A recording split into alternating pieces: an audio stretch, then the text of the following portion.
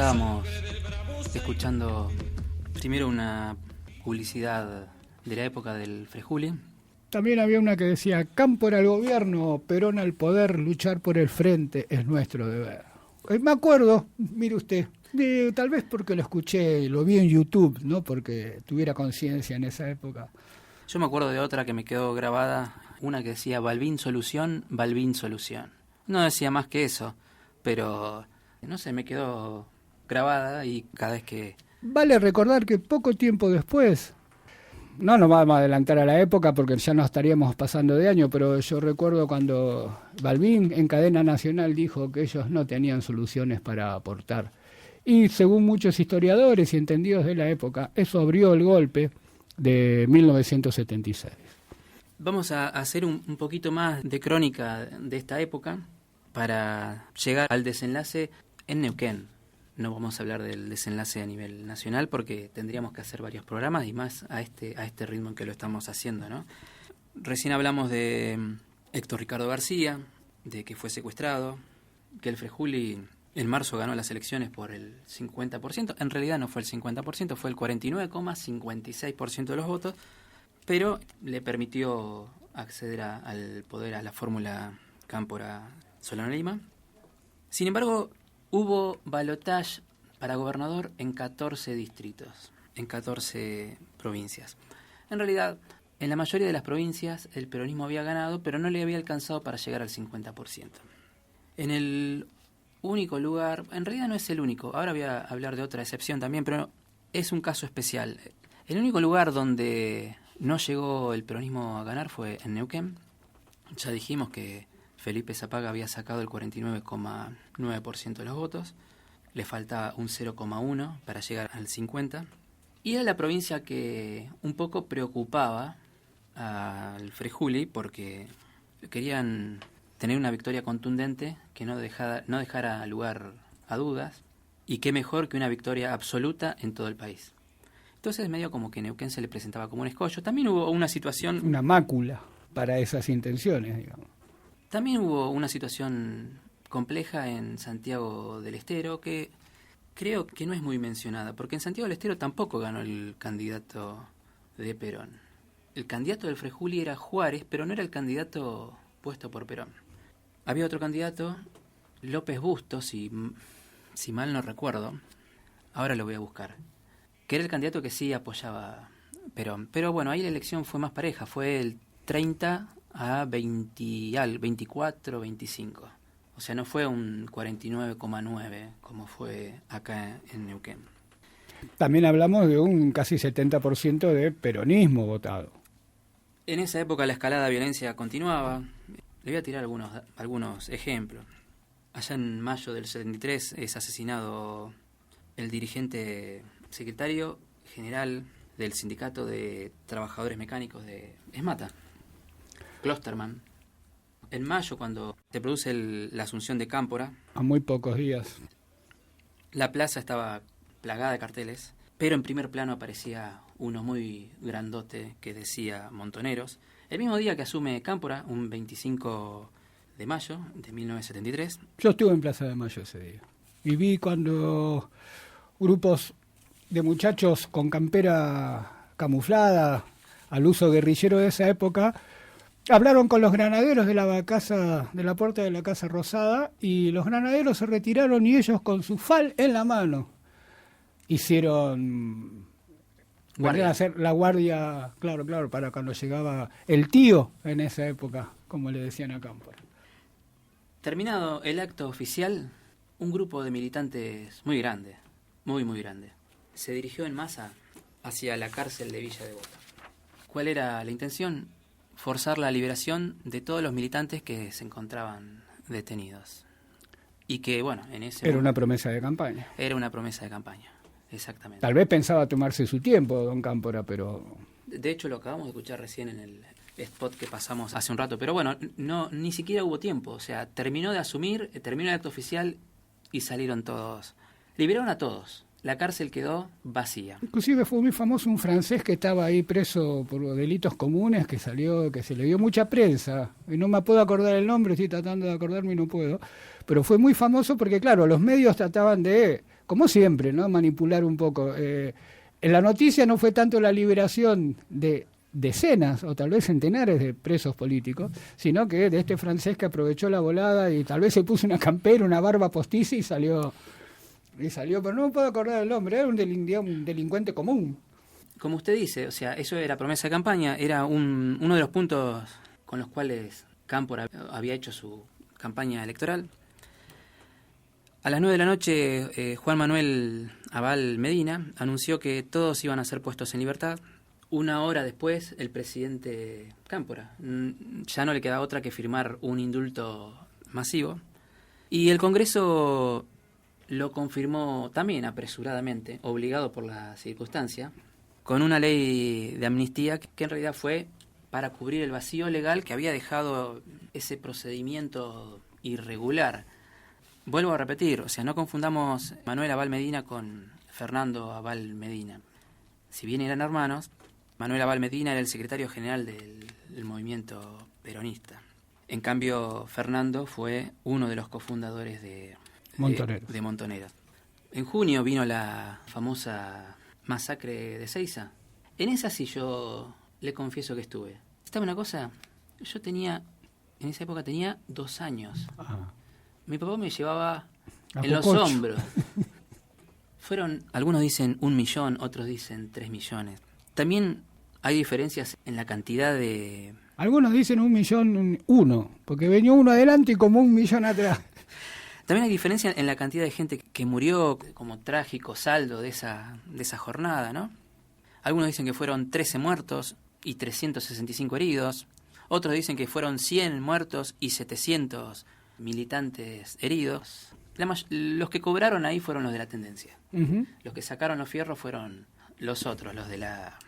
Que se inicia con la llegada de la Columna Sur, que venía con toda la intención de copar el frente al escenario y mostrar la presencia, y hubo toda una intención manifiesta desde el coronel, creo que era Osinde, que estaba a cargo de la seguridad, de no permitir semejante atropello. Por lo tanto, ahí es donde comienza, pero también yo estuve viendo no hace mucho, y los mapas de la zona, fue realmente una emboscada en la que todos querían manifestar que eran más poderosos que el otro, pero sin embargo los que estuvieron siempre arriba del escenario y acobachados en los árboles, en los bosques, fueron, gente que estaba comandada por este coronel Osinde a cargo de la seguridad del operativo de seguridad, y también se usaron ambulancias de obras sociales y de gremios, confundiendo a la gente creyendo que eran ambulancias y estaban cargadas de armas y de sujetos de extraña procedencia, que fueron realmente los responsables de una masacre. Yo no llegué al lugar ni estuve cerca del palco porque llegamos tarde y volví, y ya había una desbandada y se veían cosas realmente horribles. Gente que se caía de los puentes porque los puentes rebosaban de gente tratando de huir, y otros que querían entrar igual a presentar pelea. Por lo tanto, sí, fueron épocas... Hoy cuando se habla de rosca política nos peleamos, o sea, que pelean algunos para ver quién sale en la foto, o si me saqué una foto con tal, o si la selfie la hice a propósito, o qué sé yo. En esa época las roscas políticas se resolvían de otra manera. En realidad no se resolvieron. No. Pero bueno. Poco tiempo después, en junio, unos días después... Pero disculpe, ¿usted cómo se fue? ¿Se acuerda cómo de salir de ahí? No. ¿Usted sabe lo que le contaron? ¿Si tenía 2 años o tiene algún recuerdo? No tengo recuerdos de ese momento. Lo que sí sé es que mi padre me contaba de que él estuvo ahí y que me llevaba en hombros. Como muchas familias que fueron a acercarse a recibir al general que volvía. Yo me acuerdo que el transporte era gratuito. Trenes que venían del interior cargadísimos de gente. Unos días después, el 26 de junio, una conferencia de prensa del ERP, del PRT, declaraban una tregua a lo que llamaban un gobierno popular, el de Cámpora, pero indicaron que iban a continuar la lucha contra las Fuerzas Armadas y el imperialismo. Era una situación media rara. Después viene la renuncia de Cámpora, Solano Lima. El asesinato de Rucci. El asesinato de Rucci. Asume Raúl Lastiri. Lastiri, que era yerno de López Rega, el brujo, ¿no? Entre otros hechos de violencia podemos hablar de cuando en julio del 73 se ataca un local del sindicato de Luz y Fuerza con ametralladoras de guerra, ¿no? Escopetas de caño recortado. Adentro estaban los obreros que resistían el ataque. Ahora, ¿cómo lo resistían? ¿Diciendo no disparen? No, lo resistían a los tiros. También se ataca un local de SMAT, otro local de la CGT, todo en esa misma jornada. Allá por julio del 73, a pocos días de esta situación que narré del ataque al sindicato Luz y Fuerza, asesinan a Benito Spa, que era un miembro de la Juventud Peronista, a la Montoneros. ¿Y quién lo mata?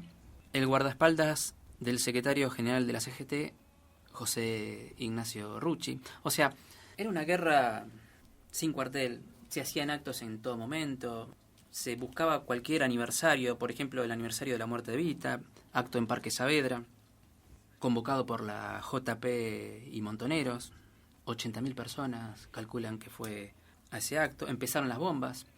Ahí también en julio, una bomba en la redacción del Descamisados, que era una de las publicaciones de la izquierda peronista. En donde sabía, una de las notas más fuertes que tiene esa revista fue la narración de cómo fue el juicio popular que se le hizo a Aramburu y cómo fue el desenlace con el fusilamiento del ex dictador Aramburu. Creo que tiene que ver con esa nota el ataque. Después, ya para agosto del 73, Perón pronuncia en el Teatro Cervantes un discurso dirigido al Congreso Nacional Justicialista, donde él informa que va a aceptar la candidatura a la presidencia de la Nación. En agosto también 73, 2 días después que Perón pronuncia ese discurso, 30 hombres armados disparan contra la sede de los obreros ceramistas de Villa Adelina, toman la sede del sindicato ceramista, pero al día siguiente 2.000 ceramistas se concentran frente al local ocupado. Los agresores del día anterior se ven obligados a escapar, a dejar el local y, bueno, tiroteos, hubo muertos. O sea, el 73 estuvo plagado de episodios de violencia. No voy a seguir nombrándolos porque son tantos. Son muchísimos. Prácticamente es uno por día y yo solo estoy saltando de a 2 por mes, nombrando tal vez los más, no sé si conmocionantes, los más conocidos. Volvamos a la provincia. Habíamos quedado en la parte en que Felipe Zapag no le alcanza para llegar a ganar en primera vuelta, digamos. Exactamente. Y no le queda otra que ir a balotaje. Hay una anécdota que contaba Luis Felipe Zapag, hijo de Felipe, diciendo que el padre tenía voluntad de volver al seno del justicialismo. Pero las condiciones que le fueron impuestas para hacerlo fueron inaceptables. Sí, casi humillantes para lo que era el MPN en Neuquén. Había forjado un poder muy grande en la provincia. Hemos hablado del MPN, más allá de los intereses políticos, comerciales que podía llegar a tener. No vamos a repetir porque de eso hemos hablado en otro programa. Pero, como dice usted, las condiciones eran humillantes. Felipe Zapag hizo el esfuerzo, según las palabras de su hijo. Fue con Silvio Toselo, que fue luego ministro de Obra Pública. Lo acompañó Enrique Oliva, representante de la Universidad del Comahue. Sí. Bueno, también estuvo Luis Felipe. Fueron a una reunión para justamente tocar el tema de la conformación de listas. De la conformación de listas. Se juntaron con un capitán retirado, Ricardo Anzorena, que venía en representación del Frejuli, ¿no? Con el mandato de conformar las listas. Un dirigente militar retirado que era muy allegado a Perón. Primero los trataron bastante mal. Uh-huh. Se acercaron a esa reunión, fueron recibidos a piedrazos. Se les recordó el tema del acta secreta en la que se comprometían a volver al justicialismo cuando las condiciones fueran propicias. Y les comentaron, el general ya hizo la lista de candidatos. Era un 25% para los aliados, que estaban los demócratas cristianos, conservadores, MID. No recuerdo si el PC también. Estaba como ahí, sí. Lo que yo he leído los menciona, sí, sí. Después un 25% para candidatos del PJ, un 25% para sindicalismo y otro 25% para juventud para la JP. O sea que al partido que representaba en ese momento el 50% de los votos en Neuquén se le ofrecía participación en las listas con partido, ni siquiera era el 25% de la... Sí, en realidad le dijeron, bueno, hagan una cosa, vayan y negocien con cada uno de los 25% claro, a ver si entran en algún lado. De ahí que yo considero que eso era, como decir, aceptar eso era una humillación pública prácticamente para quienes tenían el poder en la provincia. Sí, Felipe fue con una propuesta de 50 y 50. Entendible. Volviendo a las elecciones de ese famoso balotaje, la cuestión es que terminó de ganar el balotaje esa noche del 15 de abril del 73, una victoria aplastante del Movimiento Popular Neuquino, que obtuvo más del 60% de los votos, contra un 39 y monedas del Frei Juli. Seguramente que influyó bastante el voto radical, ¿no? El voto radical, especialmente del radicalismo antiperonista. Que dijeron, antes de morir prefiero la muerte. Sí, conozco a muchos y les mando un saludo, aunque tengo amigos que son así. También puede ser alguien del electorado independiente. Seguramente puede haber ocurrido también que la espiral de violencia de la época haya hecho un poco de mella en el caudal electoral. Ya Cámpora había accedido al poder. Tampoco se quería repetir la experiencia justamente de Santiago del Estero, que había sido intervenida. Fue el otro distrito donde no ganó el peronismo de Perón, que fue intervenido. De ahí que se dice que fue el único lugar donde no ganó el peronismo fue en Neuquén, pero lo cual usted nos está informando que no fue tan así. Sí, en realidad es una omisión, porque muchas veces escucho que dicen que en el único lugar donde no ganó el Frei Juli fue en Neuquén. Podríamos considerar que Santiago del Estero también. Digo, podríamos porque no hay manera de... O sea, al haber sido intervenido, no podemos decir que ganó el Frei Juli o que perdió. No podemos decir nada, fue intervenido.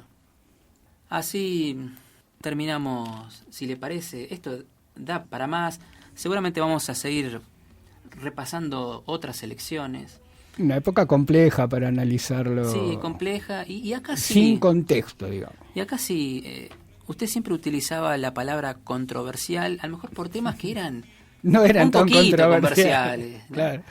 Acá hay gente... Eso era para darle clima al programa.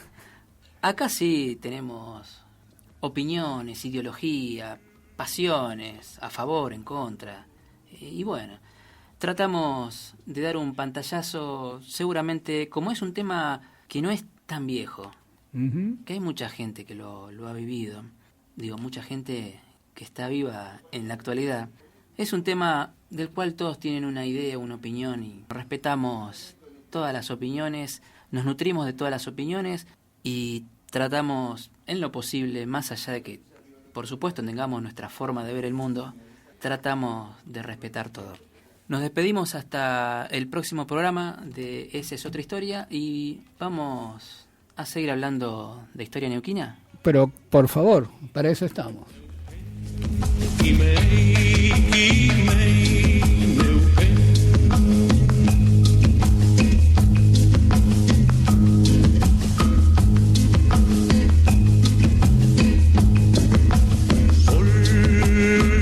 Que se está gastando en piedras blancas y turbias. Todos los jueves de 18 a 19 horas. Esa es otra historia, por los 87.9 de la radio pública de Petear. Sombra india que vuelve crecida de un sueño verde.